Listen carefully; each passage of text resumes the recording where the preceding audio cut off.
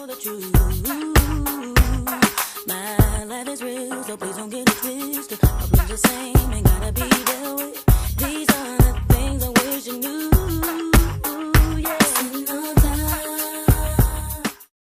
Hey guys, welcome back to my channel. Thank you so much for joining me. I hope that if you haven't had a chance to watch my previous video, you would go ahead and click the link in my bio because the previous video should be up if this one isn't up already.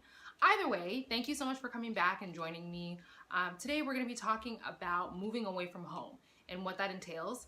I've had such a privilege to be able to move and live in several different cities around the world. And I'm really grateful for the opportunity, but I know that with moving, whether it be away from home,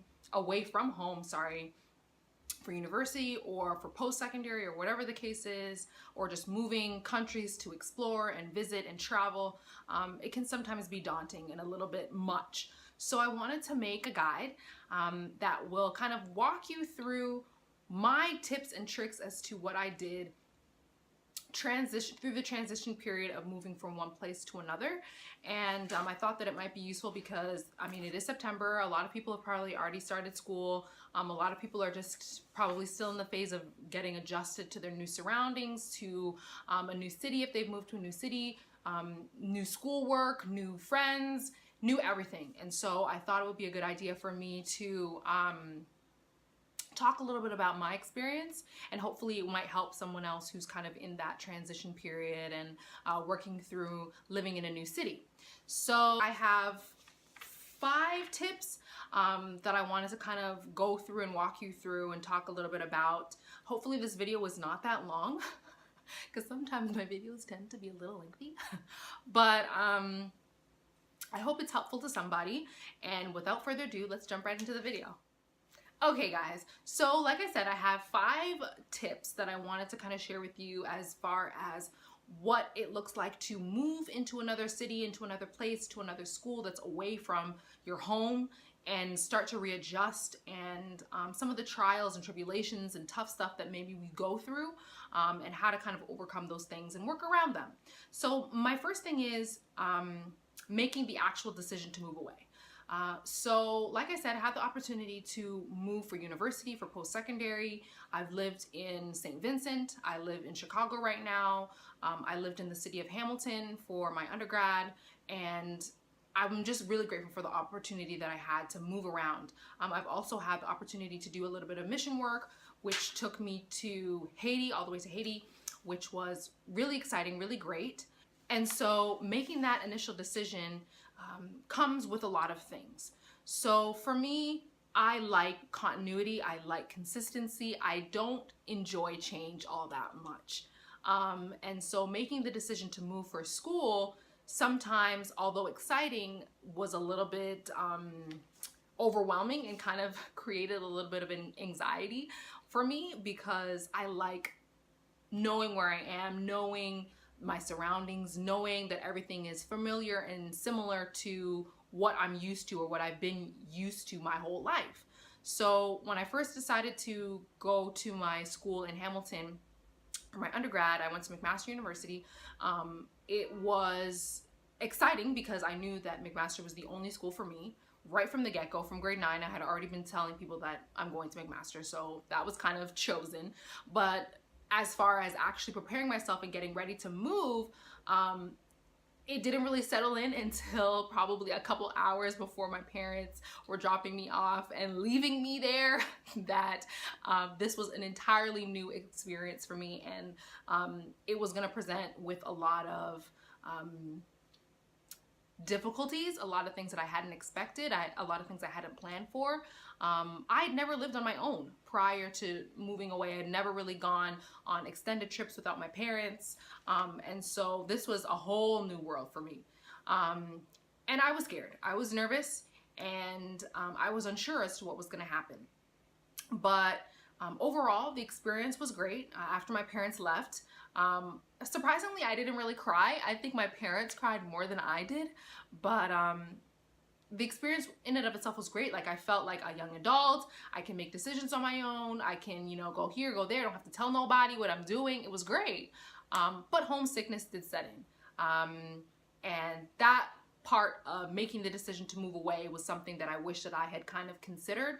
So for those of you who are making that decision to move away or have already made the decision to move away, expect that at some point you're going to feel homesick. As much as you enjoy your freedom and you're living la vida loca, there are going to be points where you're like, man, I wish I had my mom's home cooking. I wish I had my own bed. I wish I had my own TV. I wish my roommate wasn't snoring right now. I wish I had my own room that I could be free in. Like, all of that stuff you're going to go through. You're going to go through missing those things. And that's perfectly fine. It's perfectly okay.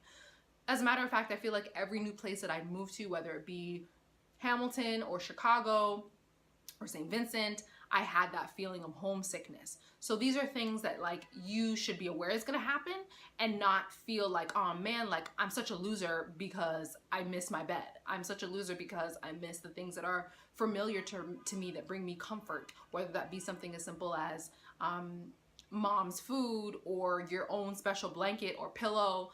These are things that you might miss, and it's okay to miss them, and it's okay to give yourself permission to miss them.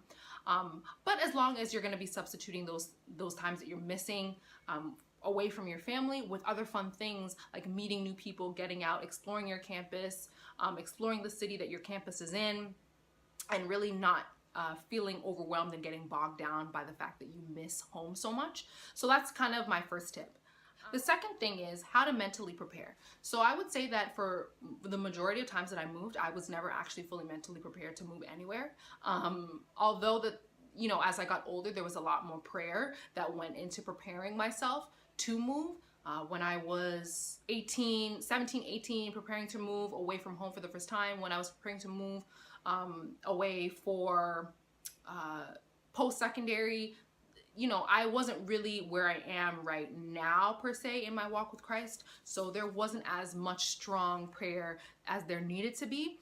And so I feel like having a strong foundational relationship with Christ is really what is going to mentally prepare you for everything that's going to be new, because God is the same yesterday, today, tomorrow. He's consistent. And wherever you go, you need to trust and believe that he's going to be there going forward before you preparing away and making sure that you're okay. And so there's not really going to be anything that you need to be fearful of or uncertain of, because God has already opened that door. He's made it so that you can take those opportunities and step out in faith. And so I would say that in order to be fully mentally prepared, expect that you're going to feel homesick, but then also expect that, you know, you have a strong enough relationship with Christ, or you're about to build a relationship with Christ, or you have people around you who are praying you up to prepare you for when you go, so that you don't feel like you're so alone. Because I guarantee you, you as one person feel so alone, and all of those other people who might be on your floor in your res feel the exact same way. Especially if it's their first year, especially people who live off campus, they might feel the exact same way and you don't even know it. So I would just say to mentally prepare yourself means to be prayerful. It means to build up a strong relationship with Christ to where you feel that even though you may be uncertain about the things that lie ahead of you and lie before you, God is going to make sure that you're okay through all of it.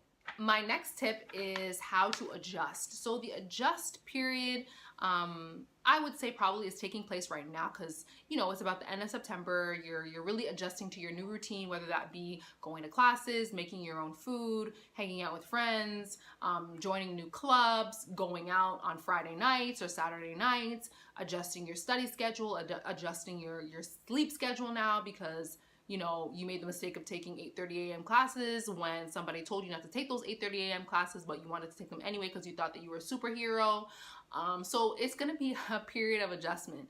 And in order to prepare for that, you just need to make sure that you stay organized, that you have somebody, if you're not really an organized person, that you have someone that's going to check in on you and make sure, you know, hey, did you remember you had this assignment done or had to do you remember that, you know, we're getting together at this time so that we can work on this group project? Do you remember that we're supposed to be going out on Friday? Like, just different things. Like, you might want, if you're not the most organized person as yourself, use the people around you, use your resources to help you adjust in that way. For me, I really loved using my school calendar, and what it did was it outlined 4 months of each semester. And so I was able to, as soon as I got my syllabus from every class, I wrote down the due dates of all of the papers that were in the syllabus, because at least I know that if I can visualize them and see them, it's easier for me to keep account of, okay, this paper is due on this day, this exam is at this time, this is when all of the exams are going to be. I have a break for this day, I need to study this for this exam on that day. And so it's really important to stay organized to help you adjust. In terms of adjusting socially, I would definitely say to get out, meet new people, make new friends. The most that anyone can ever say to you is, I'm not interested in being your friend, which would be weird. Or no, like, you can't join my club. Also very weird. So, make it a point to kind of put yourself out there. And if you're more of an introverted person like I was throughout university, you kind of really have to push yourself and surround yourself with people who may be a little bit more outgoing, so that where they go, you can kind of be like, okay, let me, jump in and try something new, meet some new people, make some friends of my own. And that's really going to help you adjust. And they do say that friends are the family that you've chosen. So make wise decisions as it comes to making new friends, meeting new people, joining new clubs, because these are people that are going to be with you most likely through the duration of your university or college career, and then hopefully onward into the future. And so it's really important that you have that sound foundation of friends that are around you away from home that can help you through this adjustment period. And you're helping one another, really. So it's a win-win situation for everybody. My next tip is, now that you're settled, so you've settled in, it's around the end of September, about to be October, you pretty much have a routine down, you've adjusted yourself pretty nicely, you know when all of your due dates are for your courses, you've moved to a new place, such as a new city, away from home, and you've adjusted in your new home, you've bought all the things that are going to make you feel comfortable in your new home, you've met some of your neighbors, you've flown across the country, and now you're adjusted to new climate, new temperature, new everything, new food, new sounds, new smells. So you're fully adjusted at this point and you're feeling pretty good. Know that in that time, in that phase of, being more fully adjusted, there are going to still be times that you might experience sadness, a little bit of withdrawal. Maybe you just kind of are really, really missing home and you need to hear from your mom, your dad, your brother, your sister, friends from back home.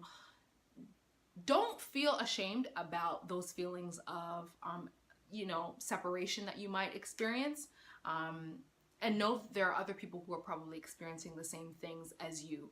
I think that for me, when I moved to St. Vincent, it really settled in that I was going to be on my own, doing this thing by myself, no family. I don't have family that's in St. Vincent. And so it was very different for me. And it was really an eye-opener. I had to adjust so many different things. And it was hard. There were times that I felt like going home. I felt like having the ease of access that is Toronto, not having to think about whether or not I turn on the shower, if the water's going to be hot or cold, or if there's going to be a lizard or a cockroach in my bedroom. These are real things that I had to deal with that were not always pleasant. And it's not always going to be pleasant for you too, or you either, rather. But understand that it's okay, that just because things kind of seem like they're shifting and they're not really that comfortable, that this is a growing period, this is a stretching period, this is a period that you can still give thanks that you were even afforded the opportunity to go wherever it is that you're at. Because there are a lot of people who aspire to move away for home, or for school rather, aspire to move away for travel, and they don't have the opportunity to. So be grateful for the opportunities that are put before you. Don't shy away from them, but also recognize that if you're feeling down or feeling sad about being away from home, one, try to reach out and talk to somebody, and two, don't shy away from those feelings or don't try to suppress them. Yes, get out, go do something fun and exciting that's going to get your mind off of that, but also realize that it's a normal part of the adjustment period. And once you're fully adjusted, there are going to be times in which you do feel a little bit like, oh man, like I really, really miss home. I would say probably for me, when I moved to St. Vincent, was probably around the November period, when it was getting close to like time to go back home. Like I was missing my family. I was missing some home cooking. I was missing the fact that, you know, I didn't always have to do my own laundry. I didn't always have to cook. Like, these are things that I genuinely miss, and I was sad about. Seeing friends, having my support system around me, missing out on holidays, like all of those things kind of made me sad, you know, and it's okay to go through those emotions. You know, Skype into your family. Yeah, you might not be able to enjoy the family meal, but Skype in, let them know that you love them, that you miss them, and I'm sure that they're going to feel the exact same way.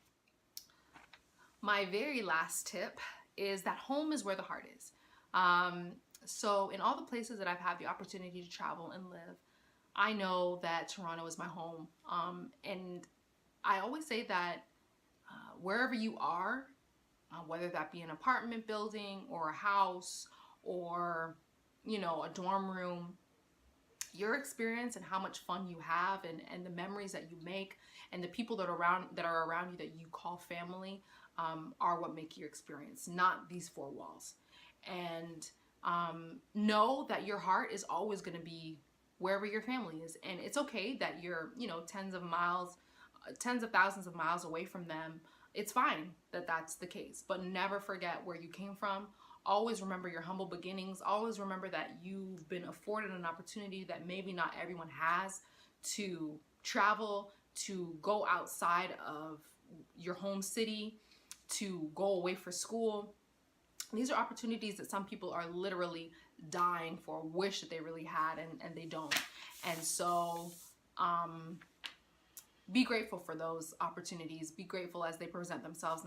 Your family is your home. You know, that's where your love is. That's where your heart is. You're with your family. And know that no matter how far or close they are to you, they're always going to be your family. No matter how much you butt heads or you argue over the phone, they're always going to be your family, and they always are supporting you. They always are going to love you and encourage you and push you to do new and exciting things. And it's really great when you do have a support system and a family who's doing that. For those of you who don't, know that I'm here. You can always inbox me, leave me a message. I love to show support as much as I receive it, and trust me, I receive so much support from you guys, even starting this channel, that it's unreal.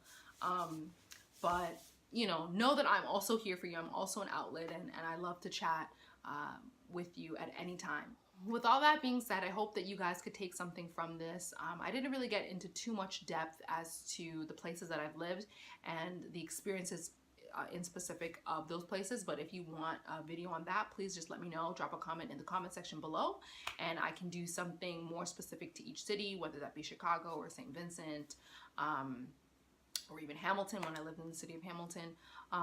Let me know, and I will put something together for you guys. Until then, thank you so much for joining me. Don't forget to like, share, subscribe, comment, because I'd love to see your comments, and I will see you in the next video. Bye, guys. No.